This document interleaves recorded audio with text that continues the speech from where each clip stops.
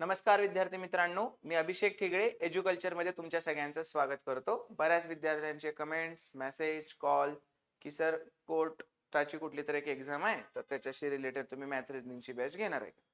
तर अशा एका एक्झाम साठी मॅथ रिझनिंगची अशी वेगळी बॅच असं काय नसतं बाळांनो. मॅथ रिझनिंग एकदा व्यवस्थित मुळापासून शिकलं की तुम्ही कुठल्याही एक्झाम मध्ये ते सॉल्व्ह करू शकता. तरी पण तुम्हाला फक्त याच्या पुरतच एवढ्या एक्झाम पुरतच काहीतरी हवं असेल तर त्यासाठी थोडीशी माहिती घेऊन येतो.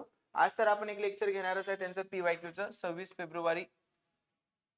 फेब्रुवारी 2023 ला जो त्यांचा पेपर झाला होता त्यातला मॅथचा पार्ट बघतोय आपण. रिझनिंगचा पार्ट पुढच्या लेक्चर मध्ये बघू. 40 प्रश्न होते तर 20 प्रश्न मॅथ 20 प्रश्न रिझनिंग अशा प्रकारचं त्यांचं होतं. तर त्यातला हा मॅथचा पार्ट आपण बघणार आहे, पण त्याच्या आधी थोडीशी बॅच विषयी माहिती देतो तुम्हाला. तर मग मी अशी एक बॅच तयार केलेली आहे आपल्या याच्यात की बाबा Bombay high court math and reasoning batch.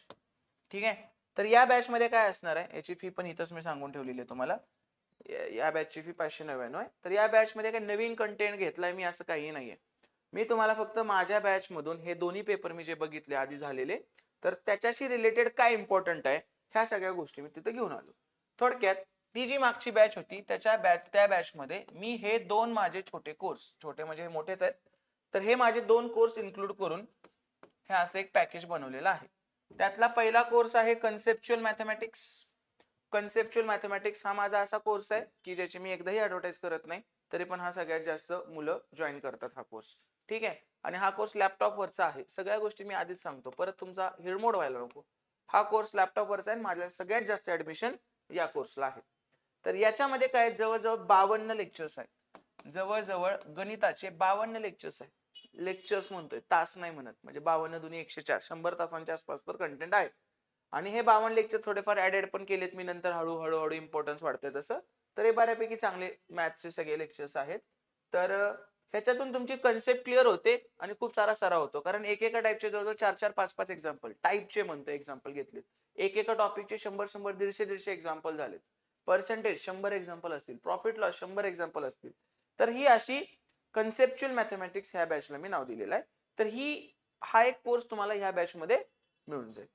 परत सेम जर तुम्ही सिलेबस बघितला बॉम्बे हायकोर्टचा तर त्याच्यात डिट्टो सेम सिलेबस आहे जो तुमचा धर्मादाय आयुक्तालय भरतीला होता रिझनिंगच्या. हे जे 12 टॉपिक घेतले होते आपण रिझनिंगचे, सेम तोच सिलेबस. मग ह्याच्यात याच कोर्स मध्ये मी अजून एक्स्ट्रा ऍड काय केलंय, एमपीएससी चे पण रिझनिंगचे लेक्चर ऍड केलेत. एमपीएससी चे रिझनिंगचे लेक्चर ऍड केलेले आहेत. ठीक आहे. याच बॅच मध्ये थोडक्यात तुमचं मॅथ पण इथून कव्हर होणार आणि तुमचं रिझनिंग पण इथून कव्हर होणार. तर ह्या बॅच मध्ये बॉम्बे हायकोर्टच्या मॅथ रिझनिंग बॅच मध्ये हा एक कोर्स आणि हा एक कोर्स असं आपण केलेला आहे. या कोर्सची एकट्याची फी 499 आहे. या कोर्सची एकट्याची फी 399 आहे. म्हणजे 500 आणि 300 800 रुपये अशी दोघांची फी आहे. पण जर ह्या दोन्हीचा असा कोर्स तुम्ही जर परचेस केला तो तुम्हाला एज्युकल्चर ऍप वर मिळून जाईल आपल्या आणि वेबसाईट वर पण, तर तो तुम्हाला 599 रुपये मध्ये मिळून जाईल. तर अशा पद्धतीचा हा कोर्स मी आणलेला आहे. मी पुन्हा सांगतोय, नवीन बॅच घेत नाहीये, नवीन लेक्चर घेत नाहीये, पण हे सगळे लेक्चर तुम्हाला तुमच्या पेपरला उपयोगी पडणार आहेत. कारण वेगळं काहीच नाहीये. गणित बुद्धिमत्ता 2 अधिक 2 4च असतंय. संपला विषय. मग ते आज पण उद्या पण आणि काल पण तेवढंच होतं ते. ठीक आहे. तर अशी ही बॅच केलेली आहे मी, Bombay high court math and reasoning batch असं तुम्हाला सापडून जाईल. हे दोन कोर्स त्यात मिळतील आणि एवढं केलं तर ह्याच्या बाहेरचं तुम्हाला काहीही करावं लागणार नाही. चला तर मग आजच्या लेक्चरला सुरुवात करू. आणि हे छोटं छोटं घेण्यापेक्षा मी तुम्हाला नेहमी सांगतो, माझी ही बॅच घ्यायची सगळं. ही बॅच आहे 999 रुपयाला. तुम्हाला वर्षभर काहीच बघायची गरज नाही. हे अशा मध्ये मध्ये छोट्या छोट्या एक्झाम येतात सरळ सेवेच्या, टीसीएस आयबीपीएस पॅटर्न किंवा कुठलाही पॅटर्न असू दे किंवा पर्टिक्युलर डिपार्टमेंट घेतं, तर त्या सगळ्या एक्झाम मी ह्याच्यात इन्क्लूड करतो. ह्याच्यात सगळंच मिळतं. मग ते मॅथचा कन्सेप्च्युअल मॅथमॅटिक्स, कन्सेप्च्युअल रिझनिंग आणि मग सगळ्यांचे पीवायक्यू, बीएमसी, समाज कल्याण, कोशागार, सहकार, वनरक्षक, टेट किंवा परत आता जीएमसी आलं, हे एक घेतलं की तुम्हाला दुसरं काही घ्यावं लागत नाही. या बॅचची फी आपण 999 रुपये एक वर्षासाठी असं आपण ह्याचं स्ट्रक्चर ठेवलेलं आहे. म्हणजे एकदाच घ्यायचं, परत कधी काही पैसे द्यायचे नाही. कुठलीही सरळ सेवेची एक्झाम येते ती याच्यात मी ऍड करून टाकतो. ठीक आहे. म्हणजे आता ह्या मुलांनी जी बॅच घेतली असेल त्यांना हायकोर्टसाठी वेगळं काही घ्यायची गरज नाही. कळालं का? तुमचे 4 मिनिटं घेतली असतील मी, पण मला हे प्रत्येकाला एकेकाला फोनवर सांगणं शक्य नाहीये. मग ह्या 4 मिनिटाचा व्हिडिओ मी सगळ्यांना फॉरवर्ड करत असतो तो, म्हणून हे मी सुरुवातीला माहिती घेतली. आणि आता काही याच्या पुढे काही मी काही बोलणार नाही, कारण तुम्ही रागवताय मला की सर ऍडव्हर्टाईज करू नका आधीमध्ये, एकदाच काय तर करा. तर एकदाच आता मी व्यवस्थित डिटेल मला काय पाहिजे ते सांगितलं. आणि आता आपण डायरेक्ट आपल्या प्रश्नाकडे जाऊ. ही बेस्ट बॅच आहे आपली, तुम्ही एकदा घ्यायची, तुम्हाला गणित बुद्धिमत्तामध्ये आउट ऑफ स्कोर यायला काहीही प्रॉब्लेम येणार नाही. चला, पहिला प्रश्न काय म्हणतोय, द टोटल एज ऑफ, मला थोडस इथे दिसत नाही कारण हे खूपच तुटक तुटक पीडीएफ आहे माझ्याकडे, तर तुम्हाला व्यवस्थित दिसत असेल लांब. The total age of 3 kids in a family is 27 years. What will be the total of their ages after 3 years. 3 वर्षानंतर परत त्यांची टोटल काय. 3 मुलांची टोटल किती होती, 27 होती. 3 मुलांची टोटल किती होती, 27. त्यांनी काय म्हटले, अजून 3 वर्षांनी टोटल किती होईल. मग अजून 3 वर्षांनी टोटल 27 आणि 3 30 होतं का, नाही. 3 जण आहेत, प्रत्येकाचं 3 वय वाढतं, म्हणजे 27 मध्ये 3 वय किती जणांचं वाढवायचं आहे, 3 जणांचं. म्हणजे 27 अधिक 3 गुणिले 3 होणार, म्हणजे 27 अधिक 9, याचाच अर्थ 9 7 16, म्हणजेच किती रे, 36. तर 3 वर्षांनी टोटल किती होणार, 36. ऑप्शन नंबर बी. ओके ओके लेवल आहे, खूप हाय लेवलचे प्रश्न नाहीयेत, पण जरा तर तुम्हाला व्यवस्थित बेसिक तुमचं चांगलं पाहिजे, त्याच्यावरून प्रश्न सुटू शकतो. हे तेच पीवायक्यूचेच प्रश्न आहे जे बाजारात पीडीएफ फिरतायत. दोनच पेपर आहेत. तर अजून तुमच्याकडे असतील तर ते पण पाठवा, आपण ते पण बॅच मध्ये ऍड करू, युट्यूबवर पण घेऊ आपण. तुमच्याकडे जे पण काही पीडीएफ असतील ते ह्या नंबरवर पाठवून द्या, 90 21 74 73 91. तुमच्याकडे जे हायकोर्टच्या रिलेटेड कुठल्याही कोर्टाचे असेल, मग ते मुंबईचंच राहू दे, कुठल्याही कोर्टाचे एक्झाम असतील तर ठीक आहे, त्याच्याशी रिलेटेड जे काय असेल ते आपण ह्या बॅच मध्ये इन्क्लूड करून टाकू मग तुम्हाला, की नवीन लेक्चर्स म्हणून. ओके, चला पुढे जाऊ. Jesse ran 12 laps every day for 2 weeks. 2 आठवडे ती रोज 12 लॅप्स फिरते, 12 राऊंड मारते. How many lapse did she run in all. आता रोज 12 मारते, किती, 2 आठवडे. एक आठवडा म्हणजे 7 दिवस, तर 2 आठवडे म्हणजे 2 गुणिले 7 14 दिवस. 14 दिवस पळते ती, 14 दिवस पळते. रोज किती पळते, 12 लॅप्स पळते, म्हणजे प्रत्येक दिवसाला 12, असं किती रे, 14 दिवस करते. म्हणजेच काय येणार, 12 चोक 48, 12 के 12 4 16, म्हणजे किती लॅप्स पळली ती, 168 लॅप्स पळाली. ऑप्शन नंबर बी, 12 लॅप्स रोज. आणि किती, असं 2 आठवडे. 2 आठवडे म्हणजे 14 दिवस, रोज 12 गुणिले 14, 12 चोक 48 उरले 4, 12 के 12 4 16. कळालं सगळ्यांना व्यवस्थित. ओके, याचा आन्सर येणार ऑप्शन नंबर बी. आणि तुमचे जे पण डाऊट असतील ते बिनधास्त, माझे पेड स्टुडंट असाल नसाल, मी डाऊट सोडवण्यापासून सुरुवात केली या क्षेत्रामध्ये, त्यामुळे तुम्ही तुमचे डाऊट मला विचारत चला व्यवस्थित. गणित हा असा विषय की शंका विचारल्या तर समजणार, शिकवलं म्हणून समजतं असं काय नसतं, शंका सॉल्व्ह झाल्यानंतर तुम्हाला समजतं. A tailor had a number of shirt pieces to cut from a roll of fabric. Shirt piece cut करायचे फॅब्रिकच्या रोल पासून. He cut each roll of equal length into 10 pieces. Equal length 10 pieces मध्ये कळली. He cut at the rate of 45 cuts a minute. 45 cuts a minute. How many rolls would be cut in 24 minutes? How many rolls would be cut in 24 minutes? आता मला सांगा तुम्ही, त्याचा एक cut कितीचा आहे, 10 पीसेसचा आहे, बरोबर. ही cut at the rate of 45 cuts per minute, एका मिनिटात 45 कट्स देतोय. How many rolls would be cut in 24? एका रोलचे तो 10 कट करतोय, बरोबर. मग मला सांगा 45 मिनिटात एक कट करतोय, सॉरी एक मिनिट, एका मिनिटात 45 कट करतोय. एका मिनिट मध्ये व्यवस्थित बघा, एका मिनिट मध्ये किती कट मारतोय तो, 45 कट मारतोय. त्यांनी काय सांगितलंय, 24 मिनिटातलं विचारलंय, तर 24 मिनिटात काय होईल, 24 मिनिटात किती होतील, 24 मिनिटात तर 45 गुणिले 24, तिरकस गुणाकार. 24 25 हातचे आले 12, 24 चोक 96, 96 2 98 10 108, 108 कट होते, बरोबर. 45 24 25 12, 24 चोक 96, 96 10 106 2 108. He cuts each roll of equal length in 10 pieces. He cut at the rate of 45 cuts a minute. How many rolls would be cut in 24 minutes?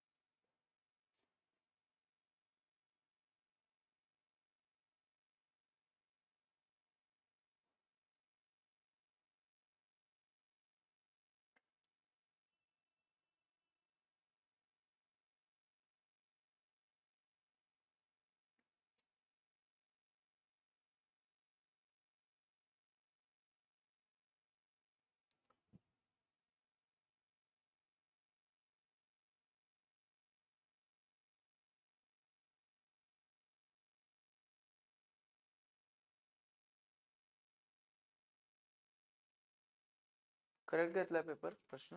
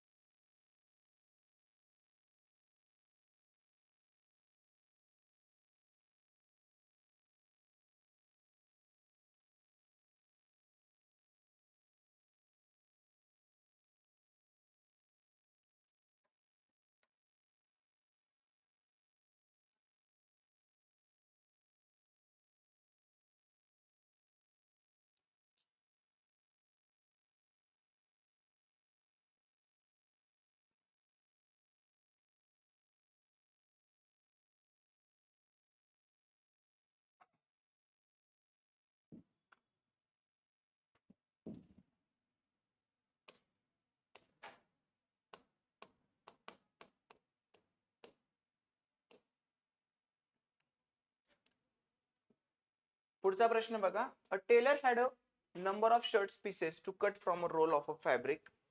He cuts each roll of equal length into 10 pieces. आणि इथे एक वाक्य missing आहे, ते वाक्य पाहिजे. 9 cuts per roll. एका रोलचे तो 9 cuts करतो. He cut at the rate of 45 cuts a minute. एका मिनिटात तो 45 कट करतो. How many rolls would be cut in 24 minutes? मग आपण बघू, एका मिनिट मध्ये तो किती कट मारतोय? 45 कट मारतोय, बरोबर. मग 24 मिनिटांमध्ये तो किती कट मारेल? 24 मिनिटांमध्ये तो 45 गुणिले 24 कट मारेल. 24 पंचे 20 8 12, 24 चोक 96 आणि 12 108. ठीक आहे, तो एवढे कट मारेल. एका रोल मध्ये तो किती कट मारतोय? 9 कट मारतोय. मग असे एकूण रोल किती असतील? Number of rolls. तो नंबर ऑफ रोल्स किती असणार? एका रोल मध्ये 9 कट, हे वाक्य राहिले मिसिंग आहे तिथं. तर 1080 कट झाले. तर एका रोल मध्ये 9 कट, तर किती येणार आहे? 12 9 अष्टदशी आणि 1 0.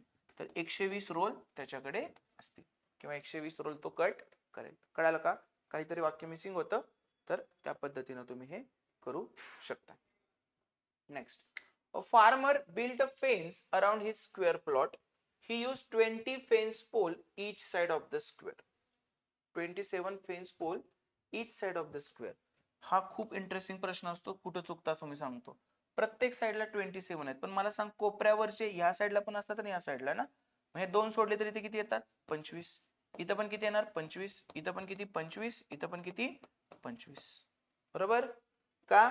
25 26 27, 25 26 27, 25 26 27, 25 26 27. प्रत्येक साईडला 27 झाले, पण ते कॉर्नरचे तसे 27 27 27 घ्यायचं नाही. How many poles did he need together? तर त्याला किती पोल लागतील? किती रे? हे मधले 25 चौक 100 आणि कोपऱ्यावरचे 4. 100 अधिक 4 किती झालं? 104. किती पोल्स लागतील त्याला टुगेदर? 104 पोल्स लागतील. Okay, next. The number of boys in a class is 3 times the number of girls. Boys किती आहेत? 3 times आहेत number of girls. So girls आणि boys चा रेशो काय येणार? Boys किती आहेत? 3 times आहेत. Girls एक असतील तर boys किती? 3:1. One of the following number cannot represent the total number of children in the class. Total number of children. मला सांगा, आपल्या भाषेत टोटल किती आहे? हेच सगळं आपण त्या दोन्ही बॅचेस मध्ये शिकवले, छोट्या छोट्या कोर्स मध्ये. तुला काही अवघड जाणार नाही. आपल्या ह्याच्यात टोटल किती आहेत? 4. म्हणजे नंबर ऑफ टोटल स्टुडंट्स 4च्या पटीत पाहिजेत. मला सांग, 40 आहे का 4च्या पटीत? आहे. 44 आहे का? आहे. 48 आहे का? आहे. 42 आहे का 4च्या पटीत? नाही. त्यामुळे 42 उत्तर येणार नाही. त्यांनी काय सांगितलंय, बॉईज हे गर्ल्सच्या तिप्पट आहेत. 3:1 रेशो झाला, म्हणजे आपल्या भाषेत टोटल काय झालं 4. जे काय उत्तर आहे ते 4च्या पटीत पाहिजे. करेक्ट.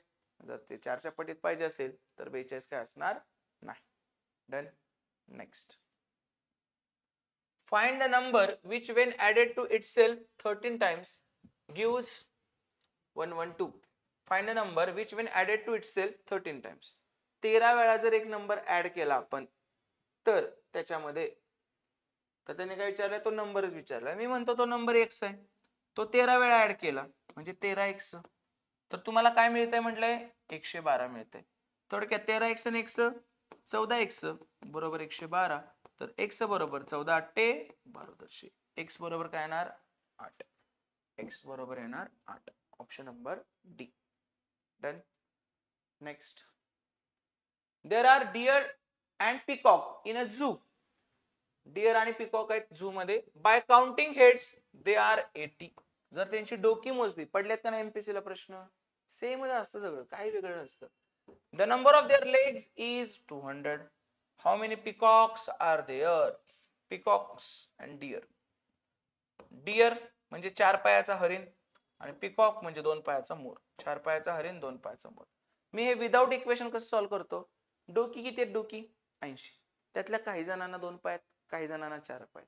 मला सांग, पण 2 पाय सगळ्यांनाच आहेत पिकॉक मुळे. पिकॉकचे 2 आणि हरणाला पण 2 पाय आहेतच की, म्हणजे 80 डोक्यांचे 160 पाय तिथं असणारच आहेत. पण त्यांनी टोटल पाय किती दिलेत, 200.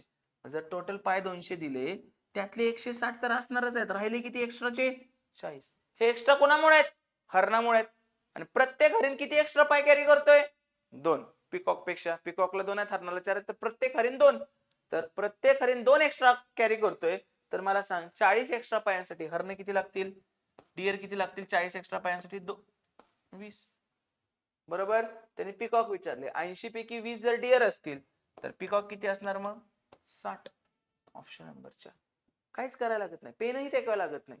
80 डोके आहेत, प्रत्येकाला 2 पाय असणारच, 80 दुनी 160.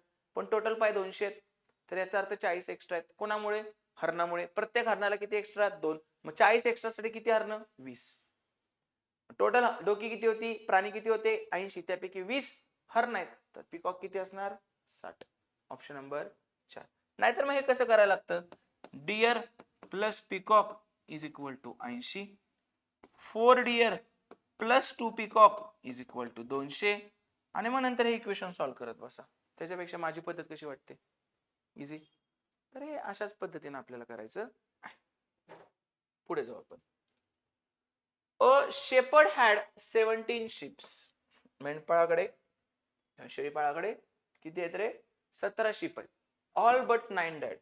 आता हे इंग्लिश बघा कसं आहे, ऑल बट 9 म्हणजे 9 मेले नाहीत, 9 सोडून बाकीचे सगळे मेले. ऑल पण बट 9 सोडून, हे इंग्लिश. आता इंग्लिश ग्रामर तुम्ही शिकायचं. ठीक आहे. ऑल बट 9 डॅड याचा अर्थ काय, 9 सोडून सगळे मेले. How many ship left, may be इंग्लिशचाच प्रश्न आहे. How many ship left, 9. 9 8 लिहायचं नाही. ऑल बट 9 डॅड म्हणजे 9 सोडून सगळे मेले. इंग्लिशचाच प्रश्न होता, गणिताचा प्रश्नच नव्हता. कळते, म्हणजे 9 सोडून सगळे मेले, तर राहिले किती 9. How many ship left with him, 9. कळालं का. चला, हे गडबडीत चुकतं तिथं. टाइम प्रेशर, सिलेक्शन व्हायचं प्रेशर, पास व्हायचं प्रेशर, घरचं प्रेशर, ह्या सगळ्यामुळे हे चुकतं, बाकी काय नाही. चला पुढे जाऊ आपण. If a is equal to b then ax is equal to, काय म्हटलंय, if a is equal to b then ax is equal to, जर या साईडला x न गुणलंय तर इकडे काय पाहिजे bx. दुसरं काहीच करू शकत नाही आपण. Option number 3. जर अर्थ बदलायचा नसेल तर दोन्ही साईडला समान संख्येने गुणू किंवा भागू शकतो आपण. ठीक आहे. नेक्स्ट. किंवा बेरीज किंवा वजाबाकी पण करू शकतो. डिग्री ऑफ 0 इज, 0 ची डिग्री काय, बोला. 0 ची डिग्री काय सांगा. काय ते सगळे आन्सर तुम्ही जिथं जिथं चुकणार आहे ना, ते सगळे आन्सर त्यांनी दिलेले आहेत. तुम्ही जे पण उत्तर काढाल त्या सगळ्याचा आन्सर आहे त्याच्यात.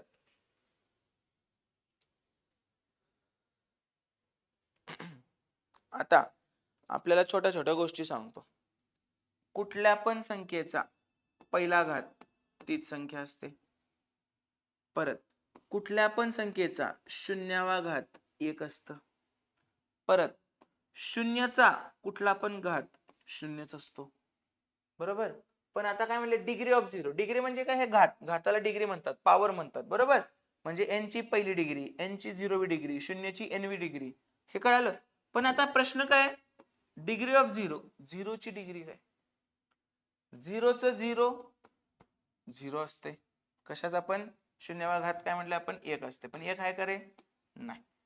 परत तुम्हाला वाटेल की झिरोचं झिरो पाहिजे, तर झिरोचं n हे पण 0 असते. म्हणजे n चं पण काही पण व्हॅल्यू येणार ना, 1 2 3 4 5. म्हणजे शून्याची डिग्री 0 पण नाहीये आणि शून्याची डिग्री n पण नाहीये. कळालं? कारण माहितच नाही फिक्स, त्यामुळे काय म्हणू शकतो? Undefined. Degree of zero is undefined. तुम्हाला अजून एक अनडिफाइंड काय माहित आहे? 0/0 हे इन्फिनिटी नसतं किंवा शून्य नसतं. 0/0 सुद्धा CND कॅनॉट बी डिटरमाइंड असंच येतं. त्यामुळे ह्याचं उत्तर काय येणार? अनडिफाइंड. Option number 4. नेक्स्ट. पुढचा प्रश्न पहा. Compare 17 bracket 29. अरे कितवीत चाललो आपण? 17 आणि 29 मध्ये कंपेअर करायचंय. काय रे 17 काय आहे? लहान आहे 29 पेक्षा. बॅच कशाला लावताय? नका लावू बॅच. असे प्रश्न असतील तर बॅच लावू नका, कारण हे अर्थच नाही आहे या प्रश्नाला. 17 हे 29 पेक्षा छोटं आहे. बरोबर. लेस दॅन ग्रेटर दॅन. चला पुढे बघा काय म्हटलंय. -72 वजा अधिक 18 म्हणजेच काय असतंय? -72 वजा अधिक वजा 18. वजा वजा असेल, सेम चिन्ह असतील तर काय करतो? बेरीज करतो आणि तेच चिन्ह देतो. 72 आणि 8 80 10 90. 90 लिहायचं, बेरीज करायची आणि तेच चिन्ह द्यायचं. -90. Option number 2. तुमचे चुकणारे सगळे ऑप्शन पर्यायात असणार आहेत, ते लिहायचे नाहीयेत. ह्याचा आन्सर काय? -90. -72 वजा अधिक वजा 18 म्हणजेच 90. -90. Fraction is a part of whole. Fraction काय असतो? पूर्णचा. अपूर्णांक काय? पूर्णचा पार्ट. पूर्णचा एखादा भाग, तर आपण काय म्हणतो? अपूर्णांक. हाफ हे ऑलरेडीच अपूर्णांक आहे. क्वार्टर हे सुद्धा ऑलरेडी अपूर्णांक आहे. नन ऑफ दिस तर येणार नाही, कारण काय? होल, पूर्णचा काहीतरी भाग म्हणजे काय म्हणतो आपण त्याला? फ्रॅक्शन. पूर्णचा काहीतरी भाग म्हणून काय म्हणतो आपण त्याला? फ्रॅक्शन. मग a/b हा जर फ्रॅक्शन असेल तर a should be less than b. a हा नेहमी छोटा पाहिजे b पेक्षा. मोठा असेल तर तो पूर्णांक युक्त अपूर्णांक बनतो, छोटा असेल तर तो फ्रॅक्शन बनतो. Done. Next. How many faces the cube has? क्यूबला फेसेस किती? क्यूब म्हणजे काय? हे झालं क्यूब. ह्याला किती फेसेस असतात? 6 बाजू असतात. ठीक आहे. क्यूबला फेसेस किती असतात? 6. फेसेस किती? 6. एजेस, कडा किती? लाईन्स किती? तर एजेस किती असतात? 12. एजेस म्हणजे काय? हे वालं 1 2 3 4. पुढचं 4, मागचं 4 8 आणि वरचे 2 खालचे 2 12. ठीक आहे. एजेस किती असतात? 12 आणि फेसेस किती असतात? 6. फेस म्हणजे पृष्ठभाग. Diameter of a circle is 14 centimeter. What would be its radius? आता डायमीटर म्हणजे काय असते? रेडियसची दुप्पट असते. डायमीटर 14 असेल तर रेडियस काय असणार? 2 × r. 14/2 7. रेडियस काय असणार आहे? 7. रेडियस असणार आहे 7. हे सेंटीमीटर आहे, तर हे पण सेंटीमीटरच येणार. ओके. ऍटलीस्ट पेरिमीटर एरिया तरी विचारा. जरा इज्जतीतले प्रश्न काय आहे फालतू? डायमीटर 14 आहे तर मी एवढं लिहायचं म्हणून लिहितो. एवढं लिहायला तर लागतंय का? सांग बरं तू स्वतःच. ठीक आहे. लिहायला सुद्धा लागत नाही. 14 निम्मी 7. बघा हा प्रश्न आहे. 2 शून्य पुढे टाकलायचे. 1 5 6 1. 1 पॉईंट घाला. आता अजून एक 100चे 2 शून्य आहेत म्हणून 2 शून्य पुढे ढकलले, तर उत्तर काय येणार? 15,710. इयत्ता 3री 4थीला असते हे. बरोबर. चलो next. The sum of the first 5 multiples of 3 is. First 5 multiples of 3 म्हणजे 3 चे पहिल्या 5 संख्या पाडायच्या, त्याची सम विचारले. 3 अधिक 3 2 6, 3 3 9, 3 4 12, 3 5 15. काय येणार मग सम? 6 3 9, 9 3 12, 12 2 14, 14 5 19 आणि परत किती येणार 3 आणि 2 19 1 आणि हे किती येणार 39. जमते का? 39 येते का? नाही. 15 आणि 10 25 आणि 2 27 27 आणि 9 27 आणि 9 36 36 आणि 6 42 आणि 3 45 किती येणार 45. पण असल्या बेरजा करायला बसत नाही आपण. सलग 5 संख्या आहेत 3च्या पाड्यातल्या 3 6 9 12 15. ऍव्हरेज किती यांचा 9. मग ऍव्हरेज 9 असेल, एकूण संख्या किती आहेत 5, तर 9 किती 45. आपण काय बेरीज करत नाही, असं आपण आन्सर काढतो याचं ऍव्हरेजच्या पद्धतीनं. तर काय येणार याचा answer option number B 45. Done. Next, what is to be added to 63.58 to get 92? 63.58 मध्ये काय ऍड केलं तर 92 मिळेल? सरळ वजाबाकी करू. 92.00 मधून मी काय वजा करतो 63.58. म्हणजेच किती ऍड करायला लागेल ते कळेल. किती कमी पडते थोडक्यात. 10 8 गेले 2, 10 6 गेले 4, हातचा आला 1, 12 4 गेले 8, हातचा आला 1, 9 7 गेले 2. किती ऍड करायला लागेल 28.42. 28.42 ऑप्शन नंबर 1. हे वाकडे तिकडे प्रश्न आहेत, कारण पीडीएफ जसे तसेच मी प्रश्न घेतले, त्याला काही टाईप करत बसलेलो नाही. 63.58 मध्ये जर मी 28.42 मिळवलं तर मला काय मिळणार आहे 92 मिळणार आहे. पहा, what is the next prime number after 5? 5 नंतरची मूळ संख्या. जगातला सगळ्यात अवघड प्रश्न. काय 5 नंतरची मूळ संख्या? 5 नंतरची मूळ संख्या आहे 7. ऑप्शन नंबर बी. डन. चला, हा होता आपला पार्ट 1. तुम्हाला बॅच विषयी माहिती दिलेली आहे. बॉम्बे हायकोर्ट मॅथ रिझनिंगची बॅच एक केली, त्याच्यामध्ये 2 मिक्स केलेत मी फोल्डर. कुठले कुठले? एक माझा कन्सेप्च्युअल मॅथमॅटिक्स आणि एक दुसरा सार्वजनिक धर्मादायचं रिझनिंगचे 12 टॉपिक्स, आणि त्यात एमपीएससीचे पण रिझनिंगचे आहेत. तर ते दोन्ही बॅच की ज्याची मूळ फी 800 रुपये होते, इथं तुम्हाला ती 599 मध्ये मिळून जाईल. तर ही बॅच तुम्ही जॉईन करू शकता. एज्युकल्चर हे आपलं ऍप आहे त्याच्यावर. आणि तुम्हाला काही डाऊट असतील अंकगणित बुद्धिमत्ताचे, तर इथं मी माझा नंबर लिहून दिलेला आहे, ह्याच्यावर तुम्ही तुमचे डाऊट मला विचारू शकता. आता आपण तात्पुरते इथंच थांबतोय. Thank you so much. All the very best.